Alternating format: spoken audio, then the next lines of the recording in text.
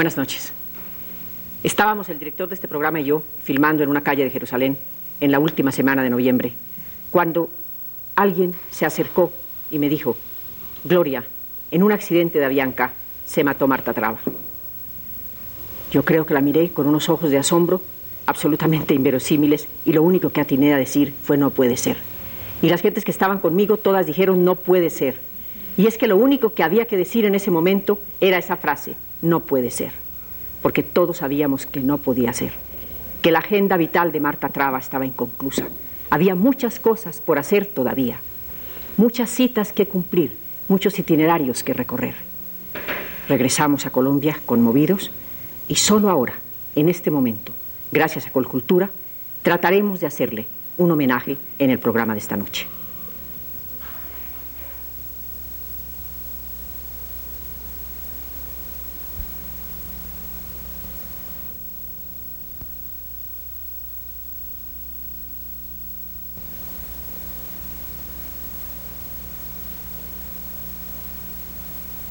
Obviamente esta época de vacaciones no es la más propicia para reunir aquí a los amigos de Marta, a los artistas, a los críticos, a los dueños de galería que hubieran querido estar presentes.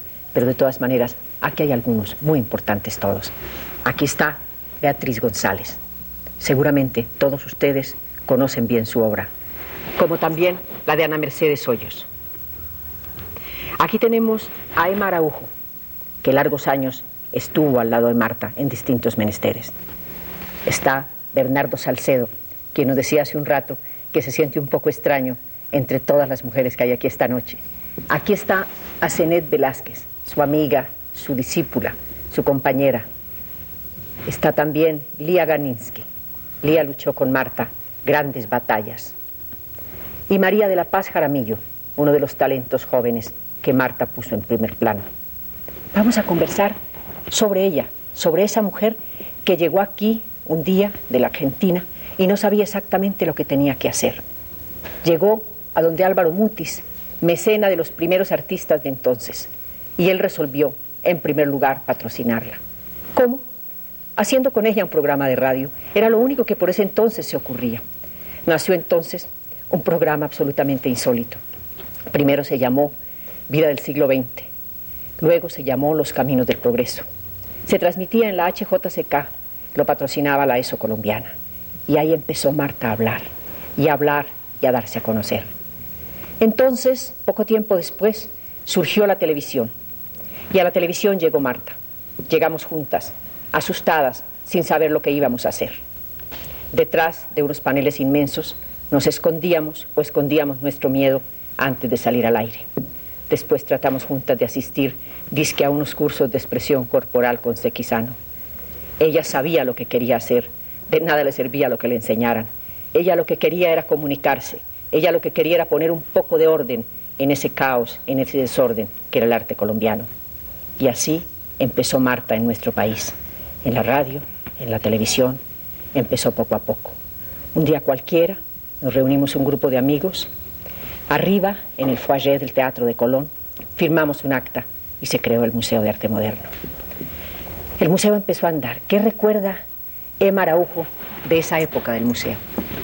Mira, en realidad de la fundación del Museo de Arte Moderno recuerdo obviamente la reunión en el foyer del Teatro Colón, recuerdo la primera sede del museo en la carrera séptima con calle 22, pero más que todo la época que más me correspondió durante la enorme amistad o larguísima amistad que tuve con Marta prácticamente desde su llegada a Colombia hasta su desaparición fue el museo en la Universidad Nacional de Colombia.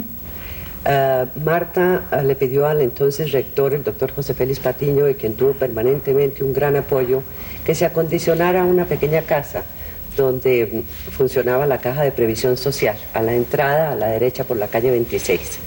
Ahí se hizo la primera sede, digamos, con cara de museo. Una de las cosas más lindas era el patio de esculturas que quedaba en la parte anterior, donde estaban expuestas las esculturas de Carlos Rojas, de Legré, de Ramírez Villamizar. En fin, ese museo no solamente fue un centro para la exposición de artes plásticas, sino también fue un centro cultural de la Universidad Nacional. Marta tenía muy claramente muy claras en su mente las políticas culturales, de manera que fuera de las exposiciones que se llevaban a cabo permanentemente, entre las cuales recuerdo la de Carlos Rojas, la de Beatriz González, la de Luis Caballero, una exposición muy bella, o no exposición, sino lo que se llamó el Pesebre de los Genios, para celebrar unas Navidades, pero el museo fuera de eso se constituyó un centro de actividades culturales. Sí. Todos los estudiantes que tenían inquietudes, digamos, extracurriculares, acudían al museo y a la oficina que teníamos con Marta, que era la Oficina de Extensión Cultural de la Universidad Nacional de Colombia. ¿Recuerda, Emma, aquellas llegadas de los estudiantes que nunca antes habían visto ese tipo de arte? ¿Recuerda aquellas reuniones que había en el patio de esculturas? Pero claro que las recuerdo muchísimo, y no solamente recuerdo la llegada de los estudiantes, sino que los estudiantes se constituyeron prácticamente en, digamos, en actores del museo, en trabajadores del museo. Nunca teníamos ningún problema para colgar ninguna exposición, para hacer ningún acto cultural, porque los estudiantes de las diferentes disciplinas, ya fueran médicos, arquitectos, sociólogos, economistas, todos cooperaban de una manera increíble con Marta. Y más aún, recuerdo, por ejemplo, el interés de Marta por la música. Entonces ella creó o hizo que se crearan las diferentes estudiantinas en las facultades y la coral. Sí. No sé si recuerdas los villancicos. Por eso fue parte justamente de esa exposición del famoso pesebre. Después, Marta, estábamos hablando con Emma de que en ese momento ya Marta había impulsado a Beatriz González, pero ¿cómo Beatriz González, que llegó a ser en un momento ya, no, por supuesto, está más que consagrada, la controvertida Beatriz González? ¿En qué momento, Marta, usted conoció a Marta y Beatriz conoció a Marta, y en qué momento empezaron ustedes a tener ese diálogo que no se ha terminado? Nosotros comenzamos, yo me vine a Bucaramanga a estudiar un curso de Renacimiento en la Universidad de América. Era un curso que anunciaron por la prensa y yo me vine. Fue la primera vez que conocí a Marta Traba, pero yo no me atreví a hablarle. Me suscribí a la revista Prisma, nunca me llegó a Bucaramanga por correo, pero realmente yo quedé muy interesada y vi que estaba empezando a dictar clases en la Universidad de los Andes y me vine a estudiar Bellas Artes. Desde entonces la conocí, fui su discípula muy aplicada. Marta era una profesora sensacional y realmente fue cuando yo terminé la carrera, me fui a Bucaramanga a ver qué había quedado de todo lo que había aprendido en la universidad, cuando un día recibí una carta. El Museo de Arte Moderno, que se había fundado, había decidido hacer una promoción, empezar a lanzar a jóvenes artistas, y me escogían a mí como la primera artista que quería lanzar el museo. Yo me sentí muy sorprendida porque alguna gente se había quedado acá, de mis compañeras, y también muy halagada. Era un compromiso, yo lo entendía así. Yo creo que pocos artistas hoy en día tienen la oportunidad de ser lanzados, tener su primera exposición directamente en el Museo de Arte Moderno. Realmente yo me sentí muy apoyada por Marta y me pareció extraordinario que se acordara de alguien que se había ido a provincia. Ese fue el primer contacto. Ese fue el primer contacto. Bueno, yo quiero así que ustedes vean en qué forma todos los otros artistas fueron siendo impulsados, puestos en primer plano por Marta. Ana Mercedes Hoyos, también un poco después de Beatriz, encontró a Marta. ¿Cómo fue ese encuentro? En la Universidad de los Andes también. También. Sí, yo sí fui una discípula muy mala. Mis relaciones con Marta empezaron muy mal y se compusieron cuando yo empecé a ser mejor alumna. Bueno, pero cuando empezó a ser mejor la alumna fue exactamente cuando empezó a hacer el arte que tenía que hacer. No sé. ¿No estás segura? No. Bernardo Salcedo, en cambio, no fue discípulo de Marta, al contrario, fue el díscolo al lado de Marta. ¿Cómo fue esa relación a lo largo de todos esos años, Bernardo? Marta siempre se acercó a mi obra con mucho interés. Sí. Yo no me acerqué nunca a Marta. Ya lo sé. ¿Pero en qué forma? ¿Cómo se estableció esa relación? Crítica. Siempre crítica. Sí. Y usted sintió todo el tiempo que necesitaba esa crítica de Marta, ¿no es verdad? No. No, ¿cómo que no? A ver, Bernardo. Sí, creo que sí, finalmente, pues me pareció muy bien que hablara de mi obra. Pero... Pues sí, pueden hablar más críticos. ¿Sí? Sí. ¿Usted cómo se encontró con ella? ¿En qué forma la encontró la En la primera Universidad vez? Nacional. ¿Qué estaba haciendo usted en la universidad entonces? Acabando Bernardo? mis estudios de arquitectura. ¿Que los terminó? Sí. ¿Y entonces en qué momento dejó En la el Museo de Arte arquitectura? Moderno.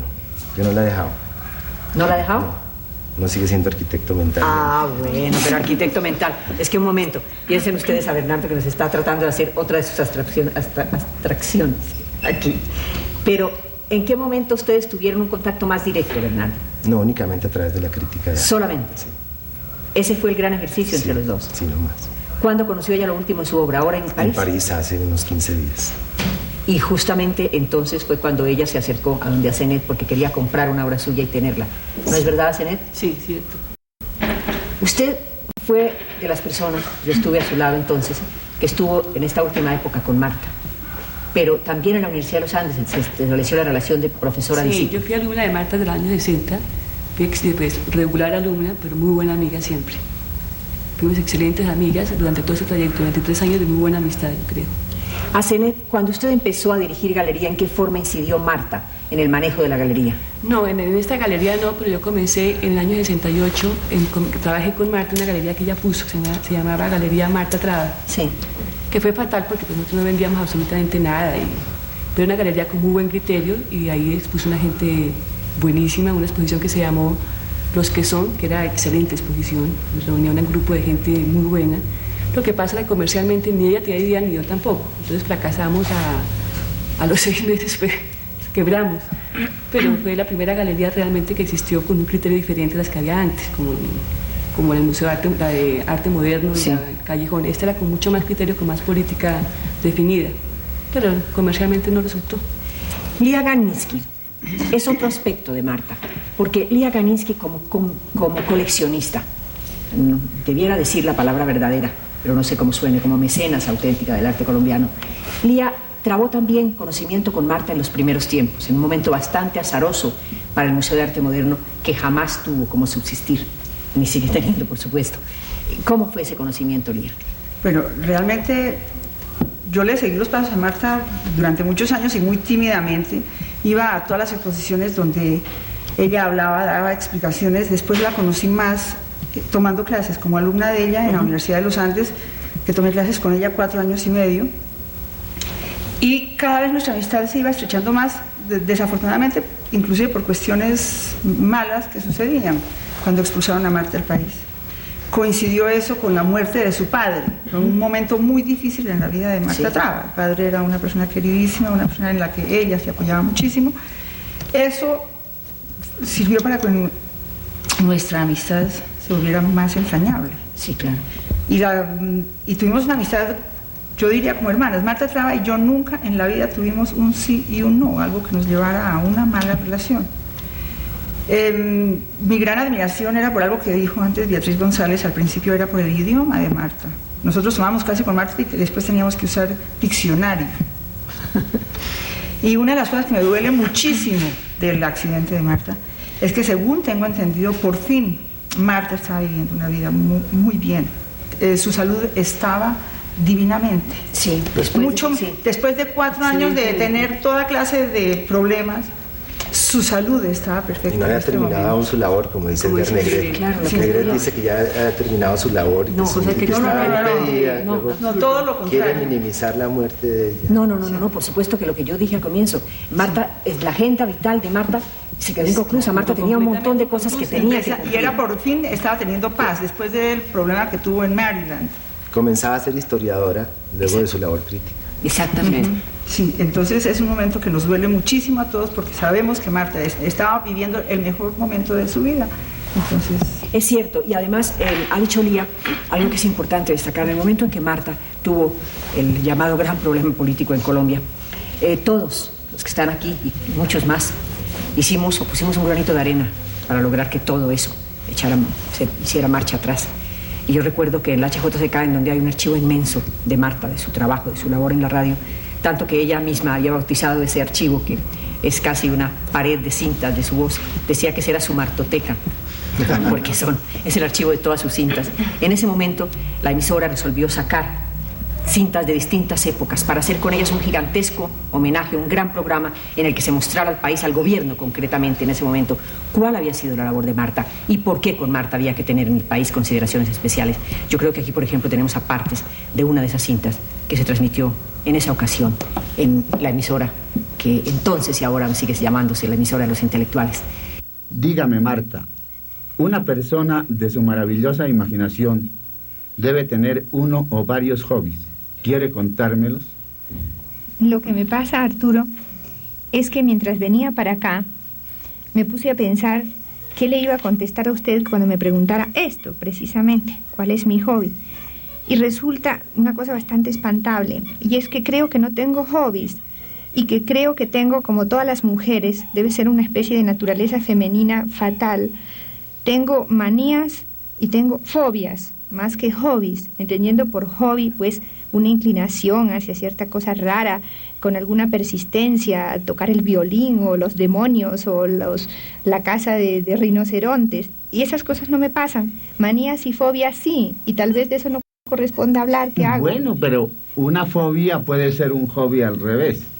Acuérdese lo que decía André Breton en el surrealismo: todos son unos simuladores menos yo.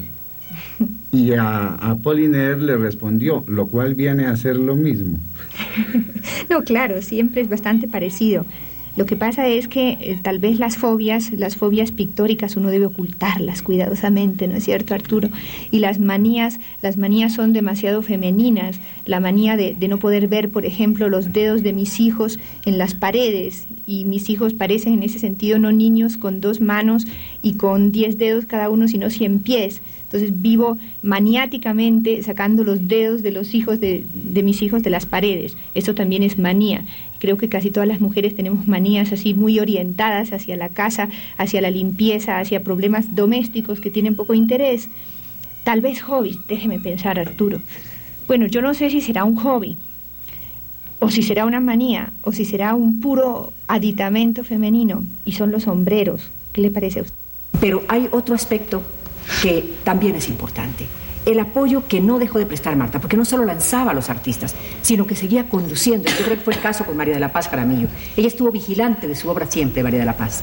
Sí, yo, la primera vez que vi a Marta fue en la televisión, que veía todos los programas, estaba muy pequeña, y había veces me volaba al colegio con mi hermano para las clases de ellas de los Andes, y 2 o 3 veces fui a las clases de ella. Ella me decía la mascota. Entonces ella siempre estaba mirando a ver qué era lo que yo estaba haciendo, y hasta el último momento, hasta el año pasado, estuve en mi estudio mirando a ver qué estaba yo haciendo. Siempre me seguía los pasos. ¿Estaba vigilante? Vigilante, sí. Marta no quería perder jamás el contacto con Colombia. Una prueba de esto es que en estos últimos tiempos, cuando por estar en los Estados Unidos, por estar yendo de un sitio para otro, no había tenido oportunidad de estar en la televisión, que era lo que a ella le importaba, porque con razón se daba cuenta de que este era el medio que la llevaba a mayor número de gentes. En el momento que se le presentó la primera oportunidad de volver a participar en Colombia con sus comentarios, no vaciló. Aceptó así una invitación que le hizo una programadora y dijo: yo hago programas con ustedes, así sea de minutos, para contarles lo que está pasando. Seguramente ustedes vieron esos pequeños comentarios que hacía en el magazine del lunes Marta desde París o desde el sitio donde estuviera, solo para comunicarse con los colombianos. Este es un trozo de uno de esos comentarios. Estamos ante la fuente más encantadora de la ciudad de París. Esta fuente se llama el Homenaje a Stravinsky y ha sido inaugurada hace muy poco. Es la obra de 2 artistas que han trabajado en Francia durante mucho tiempo y que realmente pueden ser considerados como franceses, que son Jean Tinguely y Niki de Sanfal, su esposa. Hace un momento pasó una cosa muy divertida. Está lloviendo, no sé si ustedes alcanzan a darse cuenta, y pasó un grupo de turistas que estaban entonando aquella vieja canción Singing on the Rain de Danny Kaye, cantando bajo la lluvia. Yo no sé si es la fuente la que causa esta especie de júbilo general. Es una fuente adorable, que se mueve, que tiene juegos de agua, y que las partes de máquina son de Tinguely y las partes de colores, de figuras de colores, generalmente zoomorfas, son de Niki de Sanfal. Ellos han hecho que lo lúdico, es decir, el juego, se convierta verdaderamente en un gran espectáculo. Y lo lúdico se relaciona con muchas cosas. Se relaciona con Freud, se relaciona con Yves Klein, se relaciona con Piaget, con los comportamientos y con el cambio que produce en los comportamientos humanos el juego. El juego nos hace pasar del reino de la necesidad al reino de la libertad. Y es realmente un pasaje favorable en este mundo lleno de compresiones, lleno de temores y de amenazas. De modo que cuando alguien nos ofrece una cosa cinética que se convierte en un juego, y ese juego a su vez cambia nuestro comportamiento en el sentido de que pocas veces se siente uno tan feliz como viendo esta fuente. Puede uno pasarse largos ratos mirándola, y entonces los acontecimientos políticos, los desastres constantes que pasan en el mundo casi no interesan en frente a estos objetos. Son unos objetos muy cuidadosamente planeados, yo creo que ustedes alcanzan a verlos. Los objetos en colores se manejan de algún modo articulados con las máquinas. Todo todos echan agua, pero esos movimientos del agua son bastante impensables. Yo quisiera, Gloria, decir algo antes de que se termine este programa, que tal vez el recuerdo, y creo tal vez traducirlo, que Marta era la mujer más honesta del mundo, honesta en todos sus conceptos intelectuales, con un gran rigor intelectual y una honestidad permanente. Siempre hablaba, tenía un criterio muy claro y nunca temía las consecuencias de que su palabra le pudiera traer. Siempre fue honesta consigo misma y con todos nosotros. Sí, yo creo que ella sabía para dónde iba, tenía las ideas claras, eso es lo que dices tú. Sí, es la lo verdad. más importante, creo yo, fue que puso la cultura colombiana en un contexto internacional, que es precisamente lo que se trata, lo contrario de lo que tratan ahora de hacer con la cultura, volverla nuevamente a la plaza de mercado. Bernardo tiene razón, la angustia de Marta era esa, era además hacerle decir a todos su verdad, y era además un poco, podríamos decir, ponerlos contra la pared. ¿No era eso? Porque María La Paz lo sabe, todos lo saben. Ella llegaba y les decía abiertamente, esto sí es, esto no es. Exactamente. ¿Eso les ocurrió a ustedes muchas veces?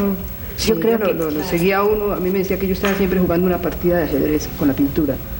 Entonces eso, a mí me gustaba mucho cuando definía mi pintura así, porque de verdad era eso, ¿no? Entonces ella llegaba, tenía las ideas muy, uno sabía a qué atenerse cuando ella le hablaba de su propia pintura. Uno a veces la criticaba y a uno le chocaba porque uno odia que lo critiquen, sin embargo, con el paso del tiempo uno se da cuenta que todo era muy dentro de su criterio, que ella estaba absolutamente lúcida en todos sus juicios respecto a la pintura de uno. Yo encuentro que eso es así, pero a Zenet, por ejemplo, ustedes que estudiaron desde el comienzo los cursos de Marta, como se llamaban en la universidad en esa época, en este momento usted siente que esa es en realidad la constante para el trabajo que usted realiza al seleccionar el arte. Seguramente si Marta no hubiera existido no estaría haciendo lo que estoy haciendo yo ahora, estaría muy dispersa. Con Marta hay una cosa también que yo creo que es muy importante, que el arte colombiano se volvió común, o sea, la gente sabe quién es Obregón, quién es Salcedo, porque Marta logró de un principio volver a un arte para todo el mundo. Entonces, cualquier persona lo reconoce, cosa que antes no existía. Antes de Marta Traba era una cosa dirigida para élites que no le llegaba a nadie. Con Marta, esa cosa se popularizó. La gente comenzó a saber que existía un arte colombiano y a respetarlo. Además, tal vez no creó los pintores existían, un Botero no se creó solo. Sí, pero Marta logró que la gente supiera que existía Botero. Claro, pero es que Marta, siendo controvertida aquí o siendo controvertida en cualquier lugar, por esa honestidad de que habla Emma, ella hacía que ustedes todos tuvieran fe en ella. Claro. Yo creo que ustedes la tenían. En los momentos en que ella estaba de acuerdo o en desacuerdo con ustedes, de todas maneras sabían que lo que Marta estaba diciendo era tan honesto que tenía que ser por ahí. Sí. Además, yo creo que fuera de eso, Marta tuvo una constante que fue muy importante tanto para todos los que estudiamos con Marta en los cursos de la Universidad de los Andes, era su permanente actualización.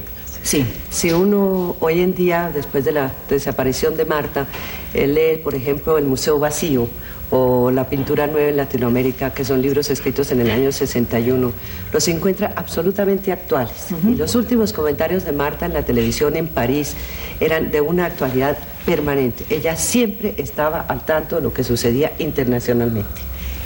Además, la capacidad de captación. Con Asenet, en la última exposición en París, nos dimos cuenta de que mientras nosotros, al recorrer la exposición, nos demorábamos en saber dónde estaba realmente, a veces teníamos un poco de angustia, lo que era realmente bueno, Marta de una ojeada se daba cuenta y llegaba y nos decía esto.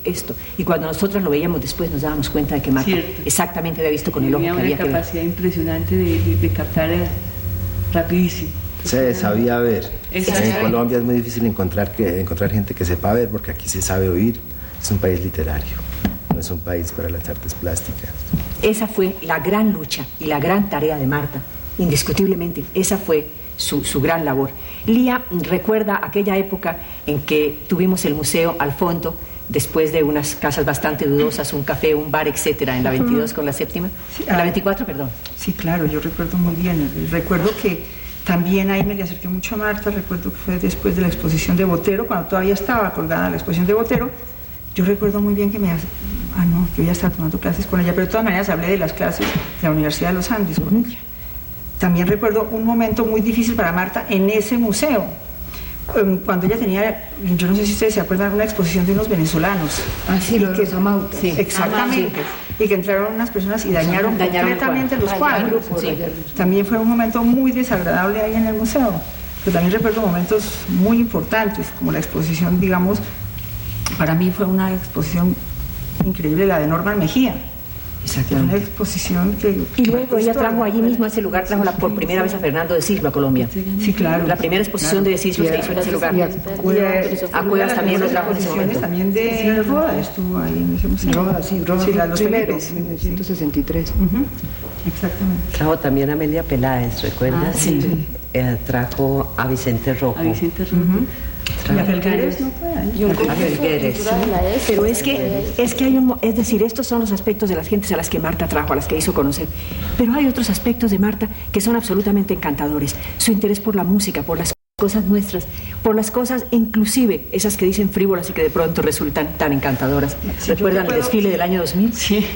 Toda aquella locura del año 2000 cuando ustedes, los pintores, diseñaron los trajes y se hizo un desfile loco que fue el comienzo de una época igualmente loca. Éramos más chiquitos, ¿no, Bernardo? Pues eso hace 12, 15 años. Marta en realidad tuvo muchos aciertos y también tuvo sus equivocaciones. Es lógico, somos humanos. Y precisamente por eso le estamos rindiendo homenaje. Pero fue una suma de aciertos. Pero ya que tú me pones a tocar mucho la parte humana de Marta, yo también quisiera recalcar algo del carácter de ella. Así como ella en cierto momento apasionadamente podía destruir algo en lo que ella no creía, como amiga era la persona más dulce que existía, de un sentido del humor increíble, lo mantenía uno muerto de la risa siempre. Y con una lealtad que obligaba, ¿no? Sí, exactamente. Porque era un ser de una lealtad absolutamente maravillosa, ¿no? Yo creo que realmente también debíamos hablar un momentico de la amistad de Marta y Felisa Burstyn, que también desapareció, y de los ratos que yo creo que cada uno o muchos de nosotros pasamos en el atelier de Felisa, donde retumbaban las carcajadas de Felisa y el sentido del humor de Marta. Y también llorábamos. Era una mezcla de risa y llanto y de vidas unidas. Yo creo que esa época será inolvidable para quienes lo vivimos.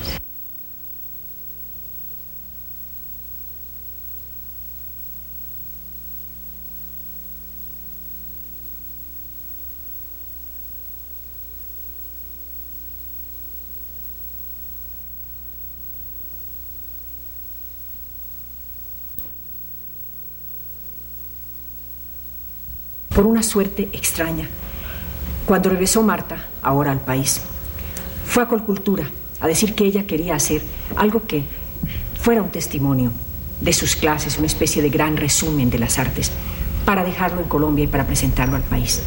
Con muy buen acierto, porque esto generalmente no ocurre. Generalmente las ideas se presentan y se quedan en el aire y no encuentran eco, no encuentran realmente quién las patrocine. Con muy buen juicio, Colcultura, en ese momento, Aura Lucía Mera, dijo sí. Queremos que Marta haga ese gran curso. Queremos que eso lo patrocine Colcultura. Queremos que se empiece. Y así, un poco en bloque, en un gran borrador, empezaron a trabajar el director de este programa y Marta. Empezaron a hacer un acopio de imágenes, de ideas, y en bloque fueron trabajando durante largos días, pero de una forma bastante apresurada, porque Marta estaba con un pie ya en Europa para ese último viaje que iba a hacer.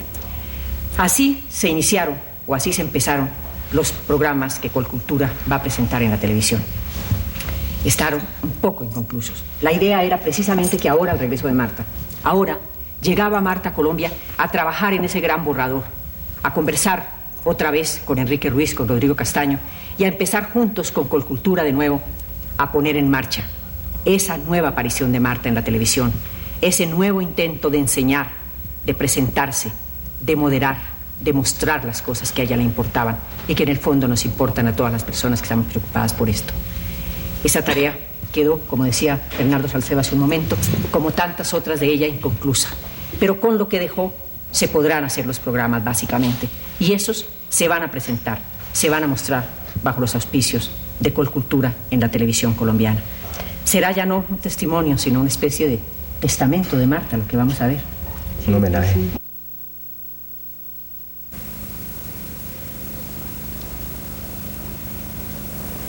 Hoy vamos a hablar de la gente y del espacio cada vez mayor que va ocupando esa imagen de la gente en la década de los años 70. En el programa anterior nosotros nos referimos al antihéroe pasivo y activo, pero ahora, lisa y llanamente, nosotros lo que hacemos es salir a la calle. Salimos a la calle en la misma forma en que los naturalistas y los postimpresionistas del siglo XIX tuvieron ese movimiento para romper con todos los reglamentos estatuidos y con todas las convenciones que les precedían. Salir a la calle significa encontrarse con un arquetipo que es el hombre del común. Hay que salvar a este hombre del común de todas las antiartes, de todos los experimentos que lo hicieron morir cuando la computación, las procesadoras, los experimentos de tipo puramente tecnológico le fueron quitando poco a poco su importancia. Resulta que ahora volvemos al hombre del común, y ese hombre del común no tiene en realidad acción alguna, opera únicamente por presencia. Así es como lo tenemos que encontrar, y el sitio perfecto para encontrarlo es justamente la calle. Por favor, ¿alguno de ustedes me saca? Estoy yendo para allá. No, espera. Puedes hasta acá. ¿Hasta acá? ¿Sí? Sí, porque ves la antena. Ah, sí, sí.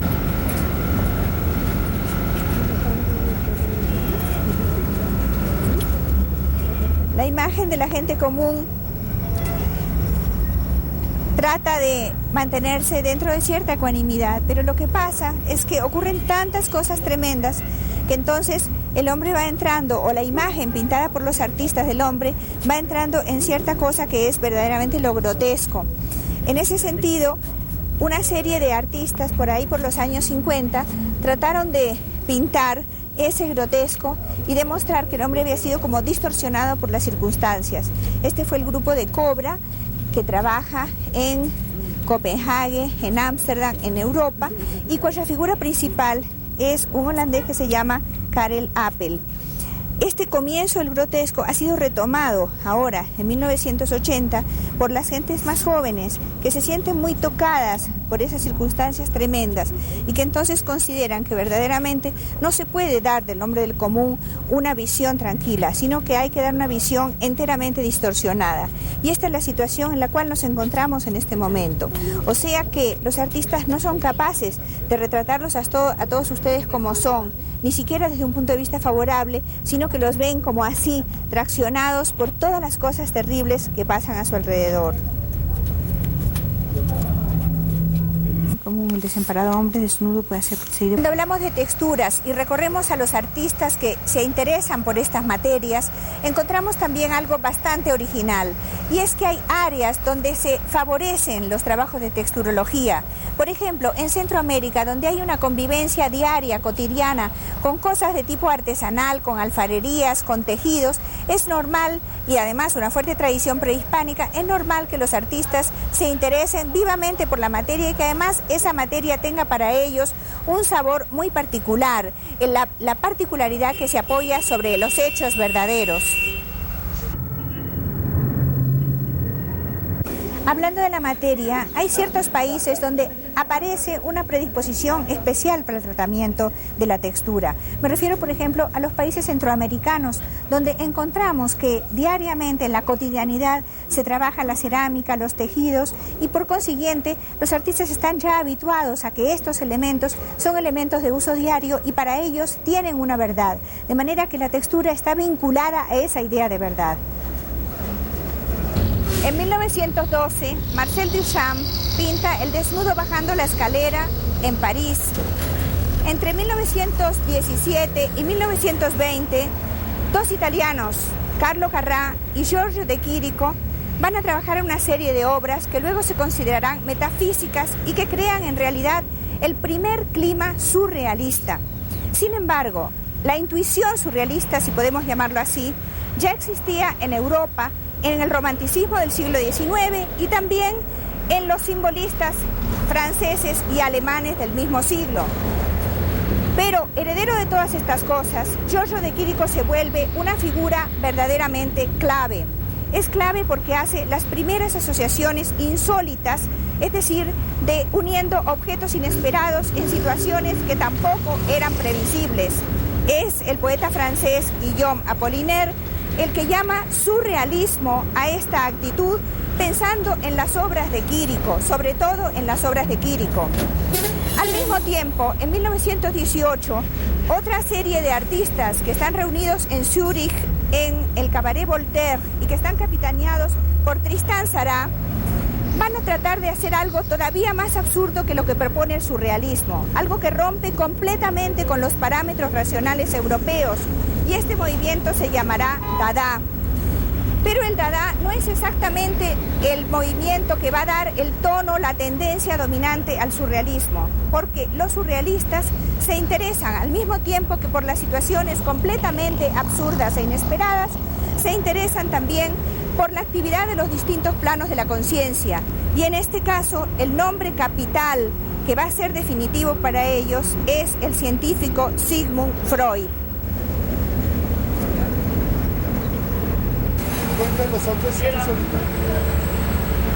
Hablando de surrealismo, es indispensable nombrar a su padre legítimo, el escritor francés André Breton. En 1924, Breton sale definitivamente a la calle. Acaba con la academia, con los ambientes cerrados y en un gesto iconoclasta con todos los poderes constituidos. 1924 se proclama el primer manifiesto surrealista.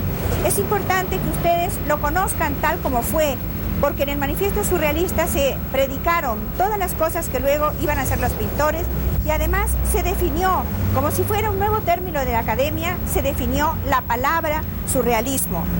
Por ejemplo, dice así: surrealismo, sustantivo masculino, automatismo psicológico puro, por el cual se propone expresar, sea verbalmente, sea por escrito, sea de otra manera, el funcionamiento real del pensamiento, dictado del pensamiento, en ausencia de todo control ejercido por la razón, fuera de cualquier preocupación estética o moral. Esto pasó en 1924.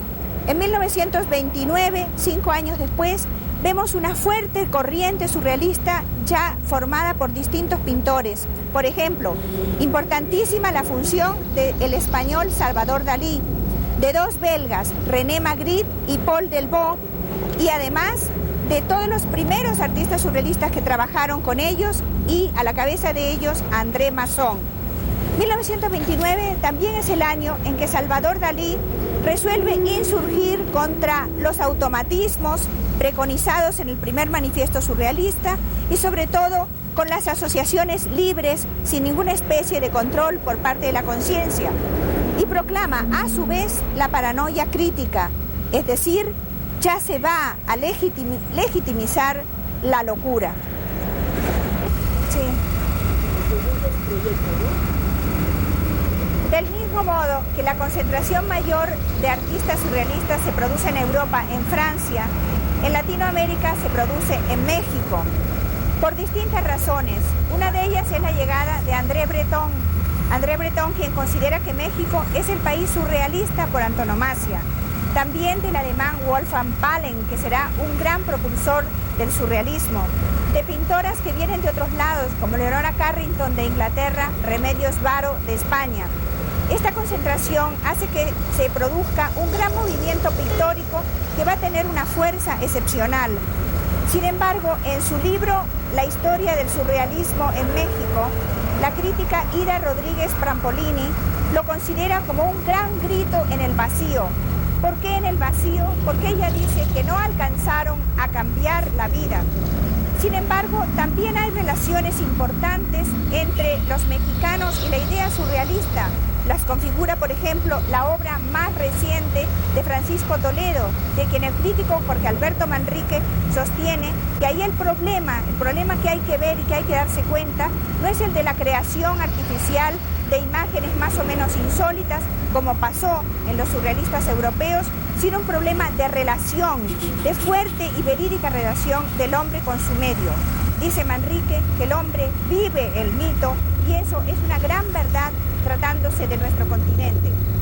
Dentro del panorama surrealista mexicano, las mujeres descuellan, en parte, claro, porque siempre tenemos una gran imaginación, pero en parte por esta, como les digo, confluencia de mujeres de distintas partes en el país. Vamos a hacer un muestreo de ellas. En realidad va a ser el mejor homenaje que se pueda presentar mostrarla a ella otra vez, enérgica, despeinada, con una capul que no le dejaba ver las cejas y a veces hasta tampoco los ojos. Creo que todas insistimos siempre porque se la cortara un poco, jamás nos hizo caso, ¿no? No. Era un problema tratar de que se subiera esa capul rebelde que le estaba molestando permanentemente. No le impidió ver muy bien, por supuesto, a lo largo de toda su vida, pero ahí la tuvo sobre la frente, como haciéndole sombra a todas esas cosas luminosas que tenía dentro siempre. Bueno, pero la verdad es que todos sabemos que estábamos esperando a Marta. ¿Qué planes tenía Zenet para esta llegada de Marta? No teníamos así nada así concreto de hacer juntas, pero pues vernos, vernos todo el día. Esperarla. Reírnos, nada, esperar y pues vernos. Tenía muchas ganas de verla realmente. Tenía mucha tristeza de dejarla en París. Ella había hablado con mucha ilusión de su regreso. Sí, ella estaba tranquila en París, Gloria. Muchísimo. Yo recibí una carta un mes antes de morir Marta, y me hablaba de la tranquilidad que iba adquiriendo poco a poco en París y que de repente salía, obviamente, a su trabajo, a ver exposiciones, pero que de repente se entretenía viendo los pequeños adornitos que ella llamaba de París. Pero en realidad yo creo que todos los que le esperábamos era simplemente verla, como decía Zenet. Era estar con ella. Es cierto. Sin planes definidos. Sí, yo había estado también un mes antes, 3 semanas antes con ella. Estuvimos con Ana María Rueda hablando precisamente de la obra de Ana María. Y estuvimos largamente en el apartamento con ella y como una niña chiquita se paseaba por el apartamento y decía, mirá, qué maravilla, qué grandes espacios tengo. Qué maravilla porque realmente tenía un apartamento maravilloso como nunca lo había tenido. No sé, como si la vida de pronto, como dice Bernardo, hubiera querido darle a Marta todas esas comodidades, todas estas cosas que no había podido gozar ni disfrutar en tantos tiempos de estrecheces antes y de penurias, porque Marta tuvo épocas muy duras, Lía, recuerda, personales muy difíciles. Personales, de dinero, de trabajo, épocas realmente duras. Ella decía, a propósito de su lenguaje, que es uno de las cosas absolutamente maravillosas de ella, le decía a Beatriz González algo especial en relación con el lenguaje, con ese humor de ella, claro. A mí me llamaba mucho la atención la manera de expresarse, el lenguaje, la riqueza. Veíamos cómo empezaba a trajinar las palabras, nos la decía la primera vez, seguía usándolas hasta que uno desesperado tenía que buscar el diccionario. Pero entonces yo le dije un día a Marta, es que lo que más admiro es el lenguaje. Y me dijo, ¿usted qué cree? ¿Que por qué me casé con Alberto Zalamea? Porque Jorge Zalamea, mi suegro, tiene un diccionario de sinónimos más grande que el mío. Pero sin embargo, a pesar de ese lenguaje, había siempre una absoluta claridad para ustedes los jóvenes. Claro. Siempre. No, yo sí la estaba esperando porque yo quería mostrarle lo último que estaba haciendo. Porque cuando filmaron el programa de televisión en mi casa, no tuvimos mucho tiempo de ver todo. Entonces ella me dijo, la próxima vez veo todo, tengo mucho afán. Yo la estaba esperando para mostrarle lo último. Es un sentimiento de frustración. Yo también me quedé pues ella se quedó convencida que yo no había escrito sino una hoja del diario El Guernica, me entendió mal. Yo tenía el diario El Guernica completo para mostrarse el diario que yo había escrito y otras cosas que había hecho, porque ella me estaba apoyando mucho en lo que yo estaba haciendo de investigación histórica, le gustaba mucho ese trabajo. Entonces yo me quedé con un cerro de cosas así que me produce una sensación muy extraña de frustración, ¿no? Sí, de pensar que están ahí quietas y no las va a ver. Lo último que vio fue la FIAC.